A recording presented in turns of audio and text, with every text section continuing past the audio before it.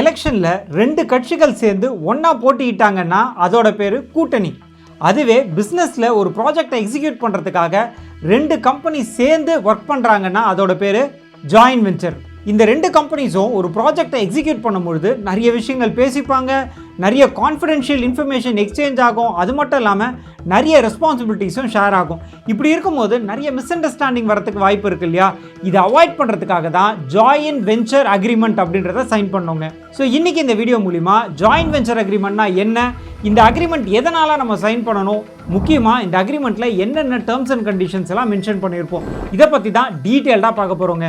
And இன்னொரு முக்கியமான விஷயங்க, நிறைய பேருக்கு சொந்தமாக பிஸ்னஸ் ஆரம்பிக்கணும்னு ஒரு ஆசை இருக்கும். ஆனால் ஏதோ ஒரு சில காரணத்தினால பிஸ்னஸ் ஆரம்பிக்கணுன்ற கனவை தள்ளி போட்டுகிட்டே போவாங்க. இன்னும் ஒரு சில பேர் பிஸ்னஸ் ஆரம்பிச்சிருவாங்க, ஆனால் ஆரம்பித்ததுக்கப்புறமா அந்த பிஸ்னஸை அடுத்தடுத்த நிலைக்கு கொண்டு போகிறதுல சிரமங்கள் சந்திப்பாங்க. இவங்க எல்லாருக்குமே உதவும் நோக்கத்தில் நம்ம ஒரு பிஸ்னஸ் கம்யூனிட்டி ஆரம்பிக்கலாம்னு முடிவு பண்ணியிருக்கோம். அதோடைய முதல் கட்டமாக ஒரு வாட்ஸ்அப் பிஸ்னஸ் கம்யூனிட்டி ஆரம்பிச்சிருக்கோம். அதில் ஆல்ரெடி பிஸ்னஸ் பற்றின நிறைய information, business tips, business trainings எல்லாம் போயிட்டுருக்கு. நீங்களுமே அந்த கம்யூனிட்டியில் ஜாயின் பண்ணோம் அப்படின்னா அதுக்கான லிங்க் டிஸ்கிரிப்ஷனில் இருக்குது. மறக்காமல் அந்த லிங்கை கிளிக் பண்ணி வாட்ஸ்அப் கம்யூனிட்டியில் ஜாயின் பண்ணுங்கள்.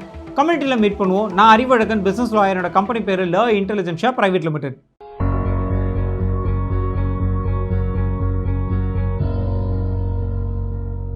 ஜாயின்ட் வெஞ்சர் அக்ரிமெண்ட் பற்றி பார்க்கறதுக்கு முன்னாடி முதல்ல ஜாயின்ட் வெஞ்சர் அப்படின்னா என்னன்னு தெரிஞ்சுக்கணும் இல்லையா? சொல்கிறேங்க. ஜாயின்ட் வெஞ்சர் அப்படின்றது 2 தனிநபர்களோ இல்லை 2 நிறுவனங்களோ சேர்ந்து ஏதோ ஒரு ஸ்பெசிஃபிக் ப்ராஜெக்டை எக்ஸிக்யூட் பண்ணுறதுக்காக ஒரு கூட்டணி வைக்கிறாங்க இல்லையா? இதை தான் நம்ம ஜாயின்ட் வெஞ்சர் அப்படின்னு சொல்கிறோம். இது பர்மனண்ட்டான பார்ட்னர்ஷிப் ஃபார்ம் மாதிரி கிடையாதுங்க. அதாவது 2 பேர் சேர்ந்து இதுக்கப்புறமா நம்ம ஒன்றா சேர்ந்து பிஸ்னஸ் பண்ணலாம்ப்பா அப்படின்னு பர்மனண்ட்டாக ஒரு பார்ட்னர்ஷிப் அக்ரிமெண்ட் போடுவாங்க இல்லையா? அந்த மாதிரி கிடையாது. இது ஒரு டெம்பரவரி அக்ரிமெண்ட். அதாவது ஜாயின்ட் வெஞ்சர் அக்ரிமெண்ட்ன்றது டெம்பரவரியாக ஒரு ப்ராஜெக்ட் எக்ஸிக்யூட் பண்ணுற வரைக்கும் 2 பேரோ இல்லை 2 கம்பெனியோ சேர்ந்து ஒர்க் பண்ணுவாங்க. உதாரணத்துக்கு நீங்கள் ஒரு கன்ஸ்ட்ரக்ஷன் கம்பெனி வச்சிருக்கீங்க, என்கிட்ட நிலம் இருக்கு, அந்த இடத்துல அபார்ட்மெண்ட் கட்டி விற்கலான்னு முடிவு பண்ணுறோம். அதாவது நிலம் எந்து கட்ட போகிறது நீங்கள், விற்று வரக்கூடிய லாபத்தை 2 பேரும் பிரிச்சுக்க போகிறோம். இதுதான் ஜாயின்ட் வெஞ்சர். அதே மாதிரி ஒரு ரியல் டைம் எக்ஸாம்பிளும் பார்த்துடலாமா? டாடா ஸ்டார்பக்ஸ் எல்லாருமே பார்த்துருப்பீங்க. டாடா இந்தியாவில் ஒரு பெரிய மார்க்கெட் எக்ஸ்பர்ட். இந்தியன் மார்க்கெட் அவங்களுக்கு அத்துப்படி. அதுவும் இல்லாமல் இந்தியாவில் பெரிய நெட்வொர்க்கும் வச்சுட்டு இருக்காங்க. ஸ்டார்பக்ஸ் பெரிய பிராண்டு, காஃபியில் எக்ஸ்பர்ட். இவங்க 2 பேரும் சேர்ந்து இந்தியாவில் ஸ்டார்பக்ஸை ஆப்ரேட் பண்ணலான்னு ஒரு முடிவுக்கு வராங்க. இதுவுமே ரியல் வேர்ல்டில் இருக்கக்கூடிய ஜாயின்ட் வெஞ்சருக்கான பெரிய எக்ஸாம்பிளுங்க. சரிங்க, இந்த ஜாயின்ட் வெஞ்சர்னா என்ன அப்படின்றது உங்களுக்கு நல்லா புரிஞ்சிருக்கும். அடுத்து இந்த ஜாயின்ட் வெஞ்சர் அக்ரிமெண்ட்னா என்னன்னு பார்த்துடலாமா? ஒரு கணவன் மனைவி சேர்ந்து வீடை க்ளீன் பண்ணுறாங்க அப்படின்னாலே பல பிரச்சனைகள் வரும். என் டாக்குமெண்ட் எங்கேயோ போட்டியே, என்னோட லிப்ஸ்டிக்கை காணும், இப்படிலாம் சண்டை போட்டுப்பாங்க. அதுவே ஒரு 2 கம்பெனி சேர்ந்து ஒரு ப்ராஜெக்ட் எக்ஸிக்யூட் பண்ணுறாங்க அப்படின்னா அதில் நிறைய பிரச்சனைகள் வரும் இல்லையா? இந்த பிரச்சனையை அவாய்ட் பண்ணணும் அப்படின்னா முக்கியமாக நம்மளுக்கு கிளாரிட்டி தேவை. அதாவது இதில் என்னென்னலாம் டேர்ம்ஸ் அண்ட் கண்டிஷன்ஸு, யார் எதுக்கு ரெஸ்பான்சிபிள், பணம் எவ்வளோ இன்வெஸ்ட் பண்ண போகிறோம், லாபத்தை எப்படி பிரிச்சுக்க போகிறோம், இந்த மாதிரி நிறைய விஷயங்களை நம்ம பேசியிருப்போம். இது அத்தனையுமே எழுத்துப்பூர்வமாக கொண்டு வந்து ஒரு அக்ரிமெண்ட்டாக சைன் பண்ணுவோம் இல்லைங்களா? அதோட பேர் தான் ஜாயின்ட் வெஞ்சர் அக்ரிமெண்ட். சரிங்க, அடுத்து நிறைய பேருக்கு ஒரு சந்தேகம் இருக்கும், இதை ஏன் நான் சைன் பண்ணணும்? ஜாயின்ட் வெஞ்சர் நம்ம பேசிக்கிட்டோம், பேசி முடிச்சாச்சு, இது ஒரு அக்ரிமெண்ட்டாக ஏன் சைன் பண்ணோம் அப்படின்னு கேட்டிங்கன்னா அதுக்கான முதல் காரணம் மிஸ் அண்டர்ஸ்டாண்டிங்கை அவாய்ட் பண்ணோங்க. இப்போ ஒரு 2 கம்பெனி பேசிக்கிறாங்க, நிறைய லெவல்ஸில் டிஸ்கஷன்ஸ் நடக்கும். ஒவ்வொருத்தர் இதுக்கு நான் ரெஸ்பான்சிபிள், அதுக்கு நான் ரெஸ்பான்சிபிள் அப்படின்ற மாதிரிலாம் ரெஸ்பான்சிபிலிட்டி பிரிச்சிருப்பாங்க. இது வெறும் வாய் வழியாக இருந்துச்சுன்னா ஃபியூச்சரில் பெரிய மிஸ் அண்டர்ஸ்டாண்டிங் வரத்துக்கு வாய்ப்பு இருக்குது.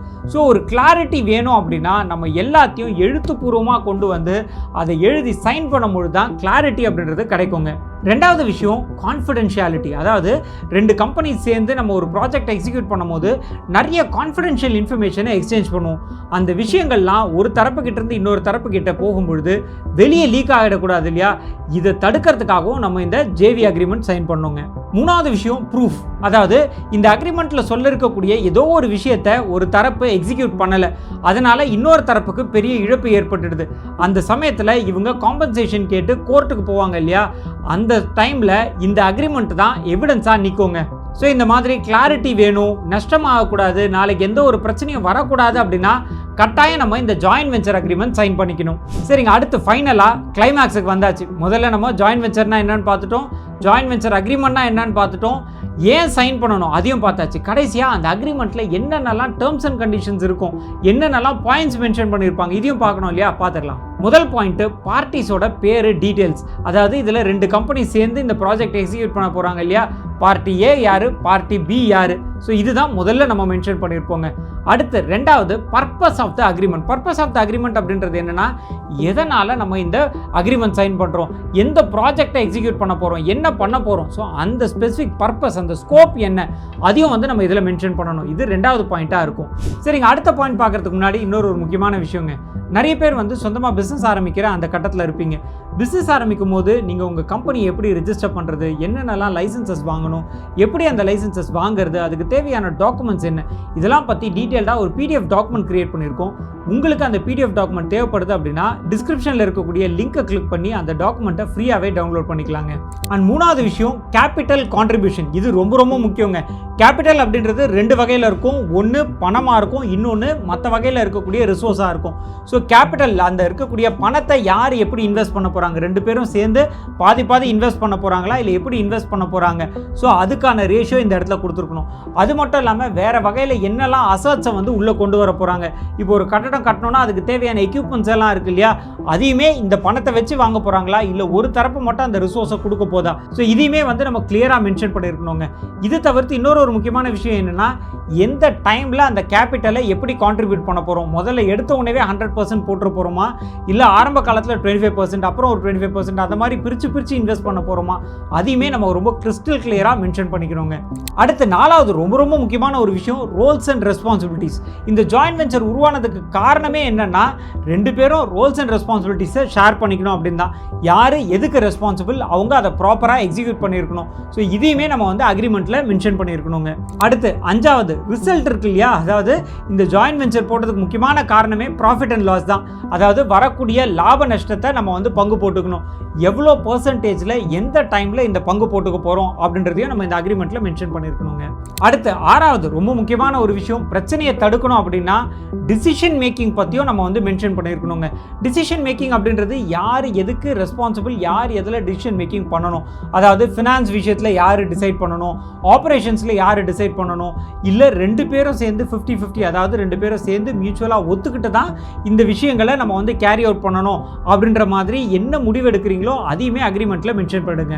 அடுத்து கடைசியாக டெர்மினேஷன் அப்படின்றது ரொம்ப முக்கியங்க. எப்படி ஒரு தரப்பு இந்த அக்ரிமெண்ட்ல இருந்து வெளியே போகிறது, இடையில ஏதோ மிஸ் அண்டர்ஸ்டாண்டிங் நடந்துச்சு, இல்லை ஏதோ ஒரு பார்ட்டியால் எக்ஸிக்யூட் பண்ண முடியல அப்படின்ற பட்சத்தில் வெளியே போகணும் அப்படின்னா என்ன டேர்ம்ஸில் வெளியே போகணும், இன்னொரு தரப்புக்கு அஃபெக்ட் ஆகும் இல்லையா. ஸோ அந்த டைமில் காம்பன்சேஷன் பே பண்ணிட்டு வெளியே போகணுமா, எப்படி, எவ்வளோ நோட்டீஸ் பீரியடு. ஸோ இது எல்லாத்தையுமே நம்ம வந்து அந்த டெர்மினேஷன் கிளாஸில் வச்சுருக்கணுங்க. இதுக்கெல்லாம் மேலே கடைசியாக ஒரு பாயிண்ட் இருக்குது, அதுதான் கான்ஃபிடென்ஷியாலிட்டி. அதாவது இதில் நான் முன்னாடியே சொல்லியிருந்தேன், நிறைய ரகசியங்கள் எக்ஸ்சேஞ்ச் பண்ணியிருப்பாங்க. அந்த ரகசியங்கள் எல்லாத்தையுமே நம்ம வந்து பாதுகாக்கணும் இல்லைங்களா. இது அக்ரிமெண்ட் போதும் பாதுகாக்கணும். அக்ரிமெண்ட் முடிஞ்சு, அதாவது இந்த ஜாயின்ட் வெஞ்சர்லாம் எக்ஸிக்யூட் பண்ணி முடிச்சாச்சு, அக்ரிமெண்ட்டே டெர்மினேட்டும் ஆயிடுச்சு. அதுக்கப்புறமாவும் இந்த கான்ஃபிடென்ஷியாலிட்டியை ரெண்டு பார்ட்டிஸும் மெயின்டைன் பண்ணணும். ஸோ இந்த மாதிரி எல்லா விஷயங்களையும் இந்த அக்ரிமெண்ட்டில் மென்ஷன் பண்ணியிருக்கணுங்க.